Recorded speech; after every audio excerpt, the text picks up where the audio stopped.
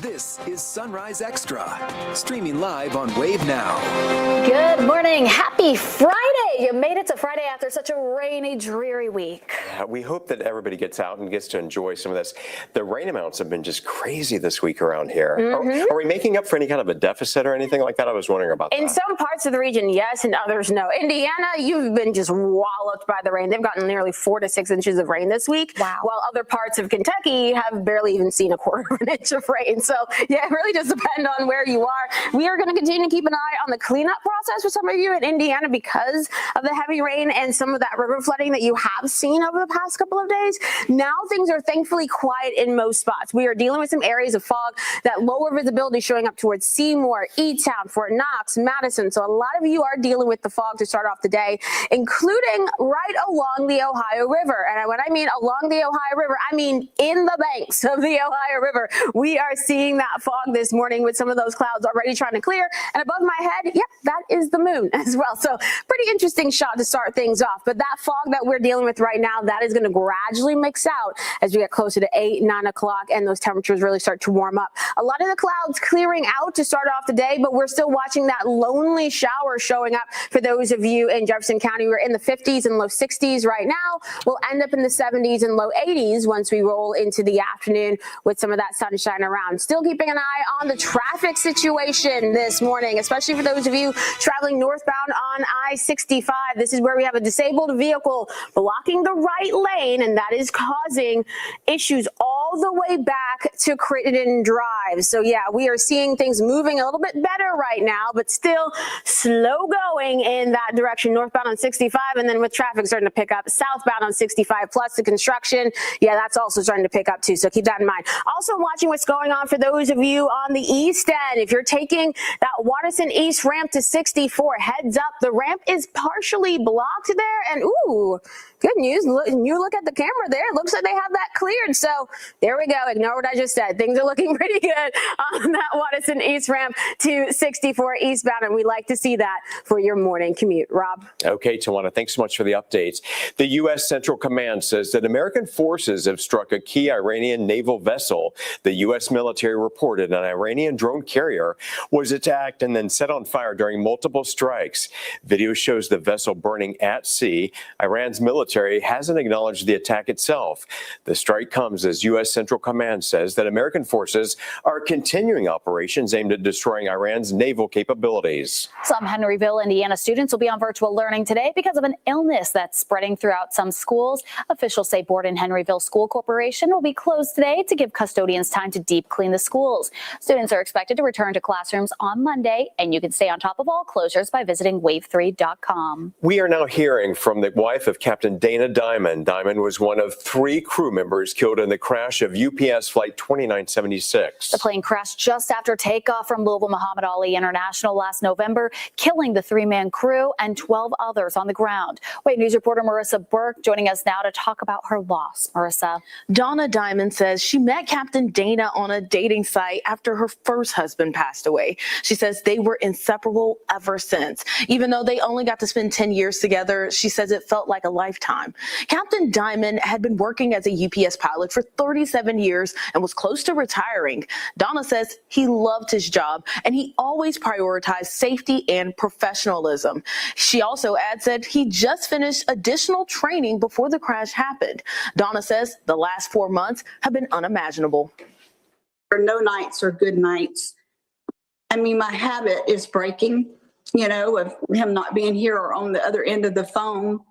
But, it's kind of like you're used to it as a pilot's wife. They're gone, you wait for him to come home, and I'll just think I'm tired of waiting, and that he's not coming home ever again. Donna has filed a lawsuit against Boeing, General Electric, and VT San Antonio Aerospace. Her attorney says that this lawsuit is about accountability and to find out what corporate failures resulted in this tragedy.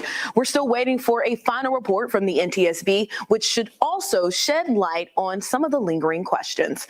In the studio, Marissa Burke, Wave News. Okay, Marissa, thanks so much for the update. LMPD posts brand new video of a recent arrest caught by a camera in the sky. This after a caller had reported somebody breaking into a storage unit.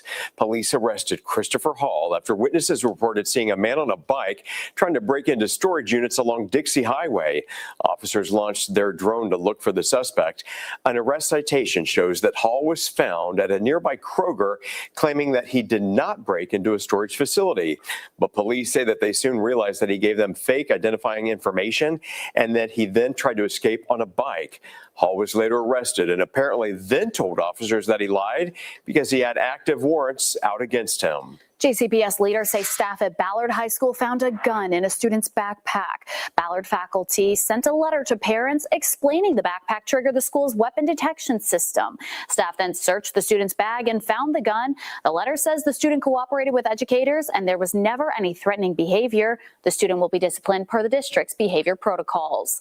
Louisville leaders are rolling out a new initiative to make JCPS bus stops safer. Metro Council member Marcus Winkler talked about how most students are waiting for the bus early in the morning before sunrise.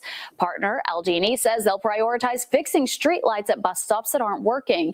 In addition, if a bus stop is unlit, JCPS can move that bus stop to an area that has lighting. And if neither is an option, Public Works will try to add a street light to the area to boost bus stop safety.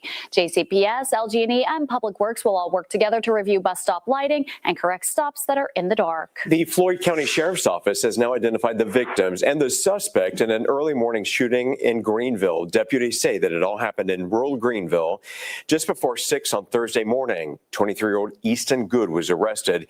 He's accused of killing his father, 55-year-old Kelly Good, and his stepfather, 53-year-old Bradley Butler.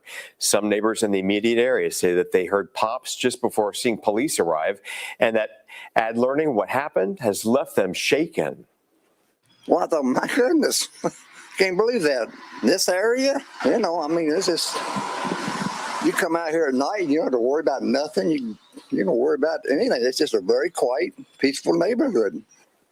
Easton Good is in custody at the Floyd County Jail. He's charged with 2 counts of murder.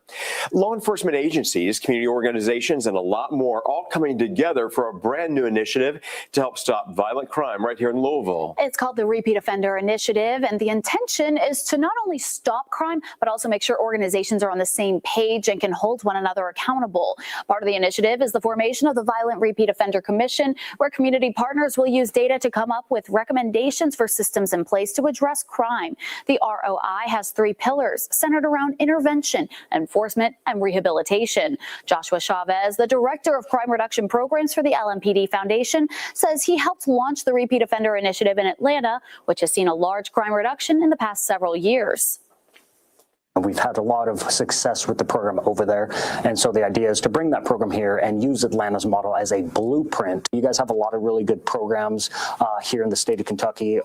There's a lot of different programs, and part of this is looking into, okay, what are the most effective programs and how do we maximize the potential for success? He says the Violent Repeat Offender Commission has already started meeting and so far has about 12 members. He says they're still combing through the data to see which recommendations they can make. Some Metro leaders are now sounding the alarm about what some people fear could be a real traffic nightmare this coming summer. Metro Council's Democratic Caucus gave an update on the upcoming I-65 construction project.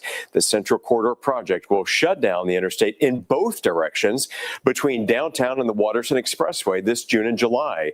The $150 million project includes bridge replacements at some 3 locations in the heart of the city. Council members want drivers to be aware of what's to come and start mapping out their detours.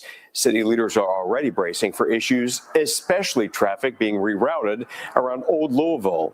Yes, this is going to be a problem. It's going to be a problem on our surface streets in our neighborhoods. You have Old Louisville is a densely populated residential neighborhood, and our streets are already, kind of suffering from, a built environment that's not made for a lot of truck traffic, a lot of the extra traffic that we have coming through Old Louisville. This has been a concern in Old Louisville for years. It's going to be a problem for these next few months. Drivers can get around the closure using the Waterston and I-64. And that 2-month closure is just the beginning of the Central Corridor project. All the work won't be finished until 2028. You can sign up for email or text alerts about construction at i65centralcorridor.com. Well, coming up, Wendy's is hiring, and for this position, they're offering 6 figures. And all you have to do is eat. We'll tell you the details and how to apply after the break.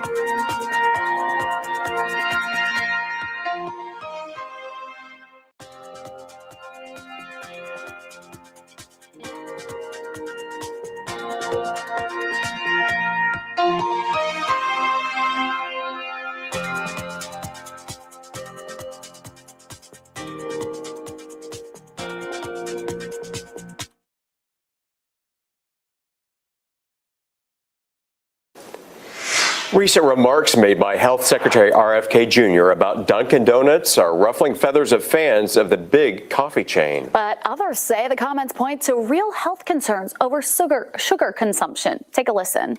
Dunkin' Donuts and Starbucks show us the safety data that show that it's okay for a teenage girl to drink an iced coffee with 115 grams of sugar in it.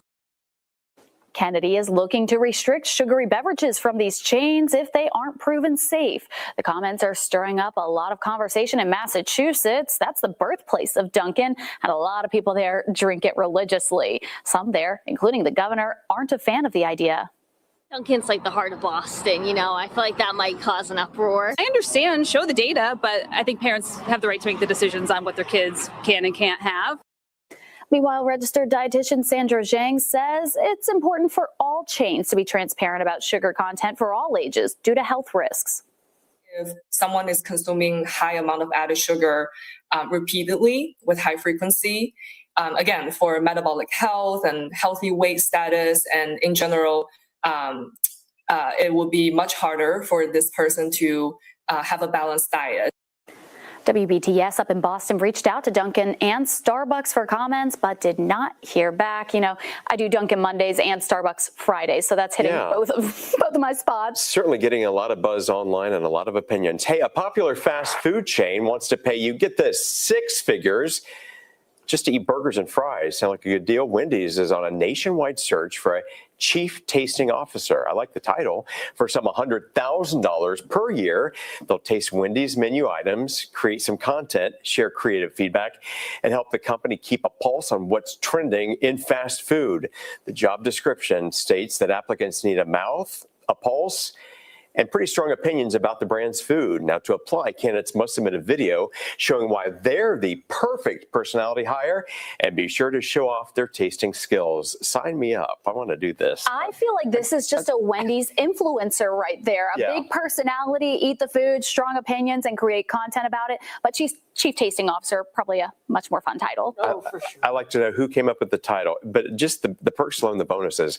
It has to be all about the charisma that you bring to that position, right? It's not what we say, it's how we say it. Yeah. I like that a lot. And plus, a Wendy's Frosty sounds. A Wendy's Frosty. Fries dipped in Frosty. That sounds good on a day like today, y'all. Ooh, so I'm gonna have to hit up Wendy's. Actually, you know, that might be my plan for later. For those who are getting out right now, we are watching some areas of patchy fog. So we're gonna be keeping an eye on this. If you had rain yesterday, most likely you're running into some of that patchy fog this morning. But thankfully, now that sun is over the horizon, it will help to mix out the fog that we are dealing with. And we're seeing that showing up on our SkyTrack camera towards New Albany, and also on the SkyTrack camera looking at Jeffersonville. It's mainly contained within the Ohio River in this particular shot, but that's not the case in every spot. So just be careful as you are heading out. We were watching one shower pushing through Jefferson County in Indiana. That has now cleared. So a lot of us are just seeing that mix of sun and clouds to start off the day, along with the fog, of course. Your temperatures mainly in the 50s right now once we get into the afternoon, climbing into the upper 70s and low 80s for your afternoon highs. We are going to watch the impact of some of that heat, though, in the forecast for today. With that system still nearby, it could help to trigger an isolated downpour for the late afternoon into this evening. But keep in mind that chance is low, and the majority of us will stay dry for today. By the way, with a forecast high of 82 degrees, that would break our current record of 78 for this date. So either way, if we hit 78 or 82, it's still going to be warm for March. We head into tonight, dropping down into the 60s for your lows.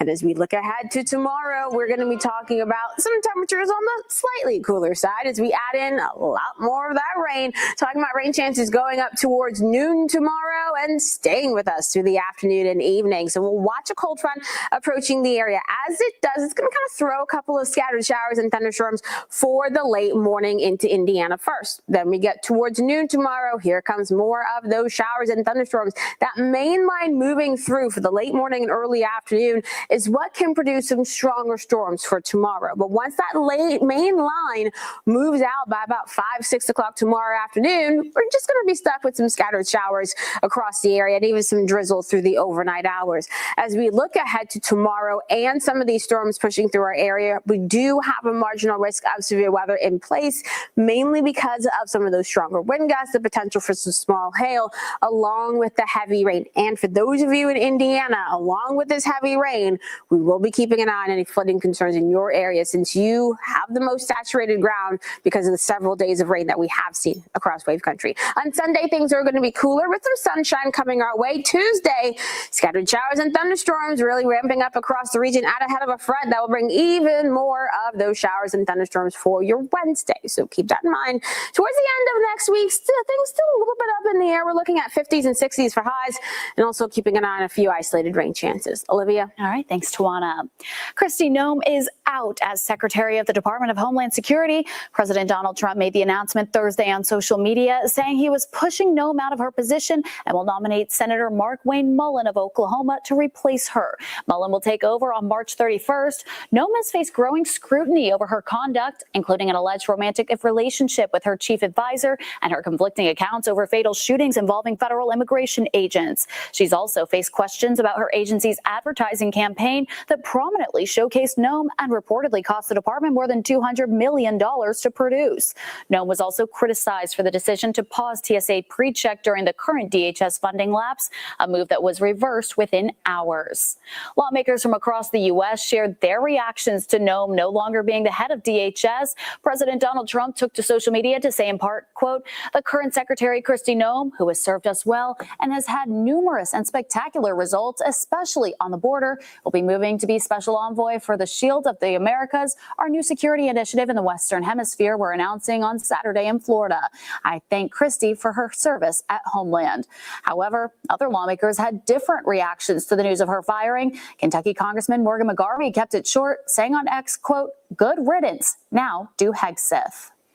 Today's show host Savannah Guthrie stopped by 30 Rock for the very first time since her mother's abduction from her home in Tucson, Arizona, this happening more than a month ago. The network says that Savannah plans to return to the network on NBC's Today Show at some point. Guthrie spent several weeks in the state of Arizona helping with the search before recently returning to her home in New York. When Guthrie might return to the Today Show isn't quite clear as of yet. Despite numerous leads, investigators have made little progress in the search for the 84-year-old. Good to see her coming back. Just give her time, and what a huge thing to undergo, right? Certainly thinking about her right now. Absolutely. And though the Kentucky State Fair, it is still months away, but right now they are looking for your help. How you can help design a shirt for this year's fair after the break.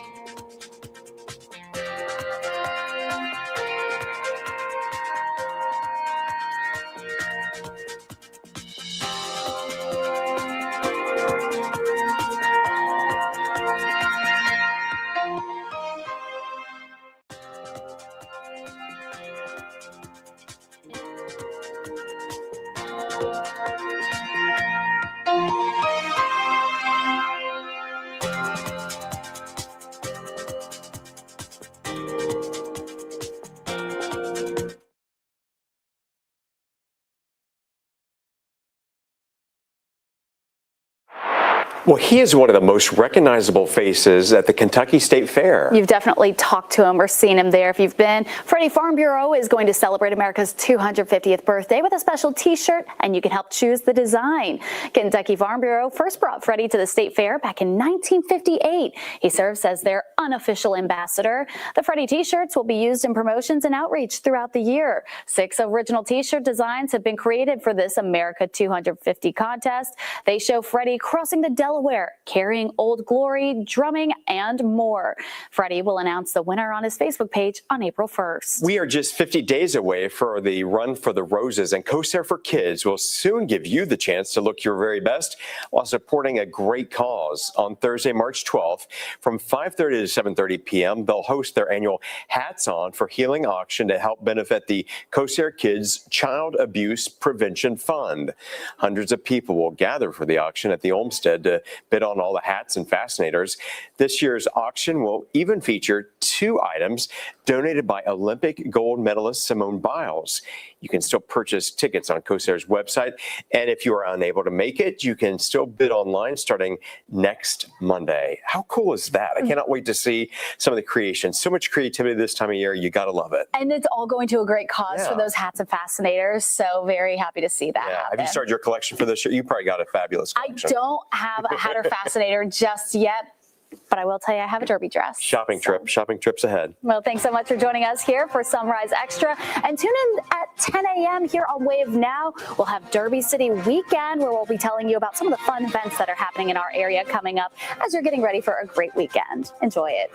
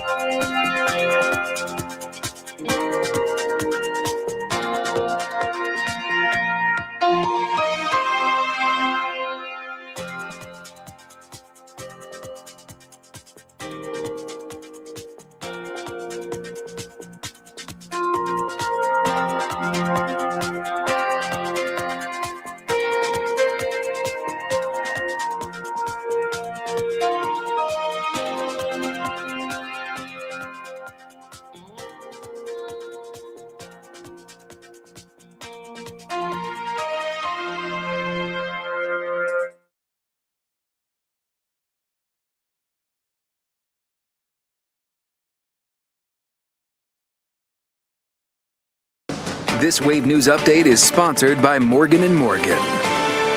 And good morning, I'm Rob Wells. Some Henryville, Indiana students will be on virtual learning today because of an illness that's spreading all throughout some schools. Officials say that Borden-Henryville School Corporation will be closed today to give custodians time to deep clean the schools. Students are expected to return to classrooms Monday. You can stay on top of closures by visiting wave3.com. Tawana's in now with a look at the weather forecast, and mild conditions, pretty much an understatement today. Yeah, we're really going to be on the warm side as we head into the afternoon. Right now, we're focused in on some areas of patchy, locally dense fog, seeing some of that showing up from parts of Nelson County all the way towards Jackson County in Indiana, and even seeing some of it towards parts of the metro, towards New Albany on our camera, a SkyTrack camera there. You can see that fog showing up. And also on our Jeffersonville camera, you can see that fog just inside the banks of the Ohio this morning. Outside of that, things are pretty quiet this morning with a lot of those clouds starting to clear out. Your temperatures right now are in the 50s and the low 60s. Once we head into the afternoon, we're going to be jumping into the upper 70s and low 80s for your highs. Now, that warmth can help to trigger an isolated downpour for the late afternoon and evening, but most of us will be dry. By the way, if we reach 82 degrees today, that will blow out the record of 78 for this date. Here's what we're dealing with on the roads. For those of you traveling northbound, this will be on 65.